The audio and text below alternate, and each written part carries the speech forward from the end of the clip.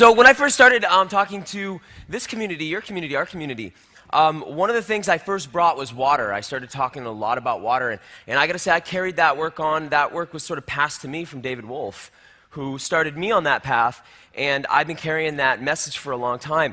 And it's been a few years for me, and I've got to really, you learn a lot from research and you learn a lot from study, but you learn the most from time and sitting with a thing and meditating on a thing. And I want to share with you what I've learned about water over the years, where I'm at today in my personal development and my understanding. And if I do a good job of this talk today, I think you'll understand water in a really new way by the end of it as well. So the name of the talk is Water Shamanism, because we're in this age of science, or we think we are. I don't know. We're in a left-brain scientific mindset. But most of the world's been in a more of a right-brain kind of shamanic mindset. And when you start talking about water and you're operating from the chemical mindset, you can easily downplay maybe the most important element in our lives. And I want to talk about water today scientifically, but I also want to talk about it as an element. Does everyone understand what I mean by element? I don't mean carbon, hydrogen, oxygen, 92 elements, periodic table, boring science class, chemistry. I mean element. How many elements are there? Is there 4? Is it 5? You know, the whole world has operated off this idea of elements for a long time. The elements I'm talking about, earth, air, fire, and water. Those are the real elements when you engage with nature. It's easy to forget that when you're living outside of nature. I know it is. So I call this water shamanism because I feel like the goal is that you become a shaman of water. A shaman's somebody who can kind of engage with another layer of reality, like almost what we call the spirit realm, and somebody who carries a teaching with integrity. And if you integrate this message today, then you can kind of carry it out, and you can be a steward. You can steward the living liquid crystal. That's really the matrix of life. That sounds so esoteric. All right, let's get. Here's a question. What is water? We have grown up around such abundant water, we maybe haven't even stopped to think about what it is and how unique it is. You know that in physics, if you're a scientist and you're studying water at any level, water is the big anomalous substance because it doesn't actually even conform to our current laws of physics. It's not even understood. Okay, so what is water? A couple things. Water is a strange and anomalous transparent liquid, a liquid mineral. It's like a stone, but it's a liquid. It's a liquid mineral. And it defies the generally accepted laws of physics. We see it in all of its phases of energy or all its phases of matter. We talk about states of matter. And I think another way to understand states of matter is to say phases of energy. They mean the same thing. But what's unique about water, water is the only substance that you can think of that's natural, that you can see in one place on Earth as a liquid, solid, and gas all at the same time. You don't run into like, wow, there's some liquid steel and gaseous steel, and over there is like some solid steel. You don't see that with salt. You don't see that with... Water is really the only substance we encounter in all three states of matter anywhere. So you can be in a place where I live in Maine, a couple months from now, you can go to a place where there's frozen water on a stream, and then there's running water, and then there's clouds above you, and look at that. That's 3 phases of matter, all in one place. That's rare, and no other substance does that, and it's not really understood why it does that. It also has an unusually high specific heat capacity. It's got more than any other substance, it resists temperature change.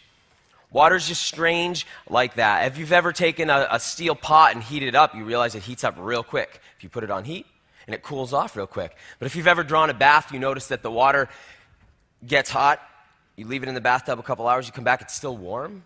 Cools real slow. It's one of the unique properties, and without that, we wouldn't be alive here, and I'll explain in a bit.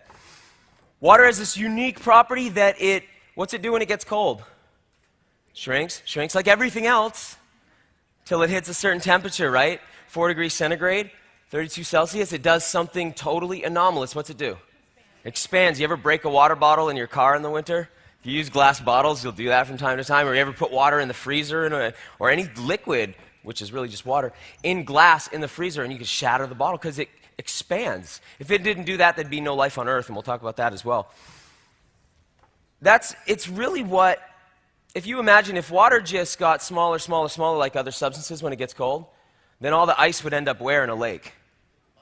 The bottom. And then it would freeze its way to the top, and there would be no more fish. What happens is it actually, the cold water sinks, and when it freezes, it floats to the surface.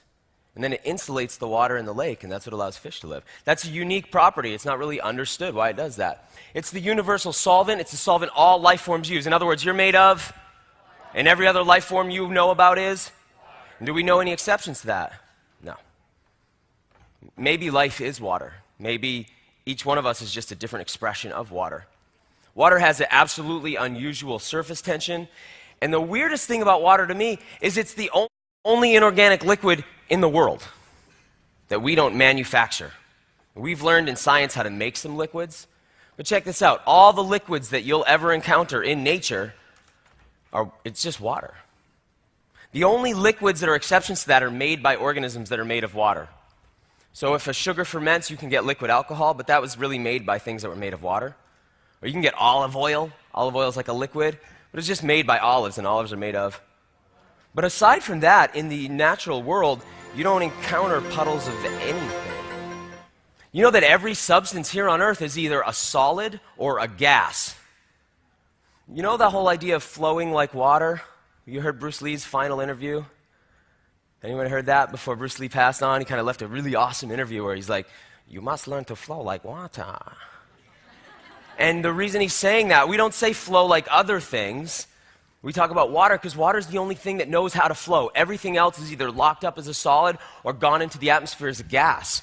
Water's very unique substance. So there's this really interesting question, where's water come from? Because most of the water that's here on the earth has been here a really long time. And we're not even sure why it's here, because it's hard to find it in concentrations on other planets. And so we know we're on a pretty unique planet from what we can see, and we're not even really sure where the water came from. I have some ideas about where it came from. But I'm going to get on the Bible verse thing again here. This is right in the beginning of the Bible. So this is verse number 2. What's verse number 1? Anyone know? In the beginning, God created the heaven and the earth. Now, here's verse 2, second most important part of the whole thing. And the earth was without form and void. In other words, the earth was like nothing. And darkness was upon the face of the deep. All there is darkness, emptiness, and void. Then the Spirit of God moved upon the face of the waters. So there's no light, and there's no earth. There's just God and water. That's the Christian mythology says that the first matter was water. By the way, it's not just the Christians. You can go around the world and talk to people, and they'll tell you the first substance in all these traditional cultures, first substance was water. Water's the source. The word for spring in French is what? Source. So that's from the Bible. Here's some science. After molecular hydrogen and carbon monoxide, water is the most abundant molecule in the universe. In the universe. It's also the most abundant solid substance in space. Think about that for a moment, please. If I said, what's the most abundant solid substance in space? You might think, well, planets. Rock of something, it's water, ice. It's the most abundant solid substance in the universe. Wow. Maybe it's not that rare. Maybe it's everywhere. So water is actually, and this is really interesting, water is burned hydrogen. Water's actually like an ash. You ever burned wood before? And you end up with ashes at the end. You burn hydrogen gas, guess what you end up with? Water. Wait, everybody. You burn hydrogen gas, what do you end up with? Water. Yeah, that's why, that's that idea of the hydrogen fuel cell car. What's the byproduct of burning hydrogen in a car? What comes out the tailpipe? Water. New water. Water is burned hydrogen. Hydrogen's the most abundant element in the universe. 90% of the atoms of the whole universe, 90% of the known universe is made of hydrogen. And then what's the most abundant solid? Which is actually hydrogen. Now, 70% of our sun, I know this may seem like we're going to get off the chemistry in a second here, but 70% of the sun, where all the light's coming from, 70% is hydrogen. 70% of the sun is hydrogen. Do you know what 60% of the earth is made of? Oxygen. 60% of our planet is oxygen. Think about this. If the sun is made of hydrogen and the earth is made of oxygen, and anything the ancients told us about male and female dynamics is true, what does the union of the sun and the earth make? See, all day long, what's coming out of the sun's made out of plasma. It's plasma state hydrogen. And what's happening is that hydrogen is blasting out as to what we call the solar wind. You've heard of that. You've heard about solar storms and sunspots, right? And the emissions that come from the sun. All day long, the sun is blasting out hydrogen. And it's hitting an earth made out of oxygen. And to protect us, we have a magnet for an earth. And the hydrogen ions blast into this wall, and it moves, and that wall is made of a lot of ozone, which is oxygen. And what happens is it directs it around. And it's possible that in that process, the lovemaking between the sun and the earth, Father, Son, Mother Earth, it's possible that the child they produce might be water. It's possible that the reason that so much water accumulates at the poles as huge crystalline ice structures is because in that process, that water that's being formed comes and rains down on the poles. Does that make sense? It's like a union of opposites. It's really beautiful. Water is hydrogen. That's why hydro means what? In Genesis, to produce. Hydrogen means produces water. Produces water. Water is the ashes of hydrogen. By the way, I want to talk about a really dangerous chemical. And you guys might not know how important it is that we need to really get on banning dihydrogen monoxide. It's the invisible killer, DHMO. Dihydrogen monoxide kills people every year of acute inhalation. People breathe this stuff in and they die. Anyone know what dihydrogen monoxide is? Yeah. People do die every year of drowning. That is acute inhalation. Laugh, that's a joke, come on.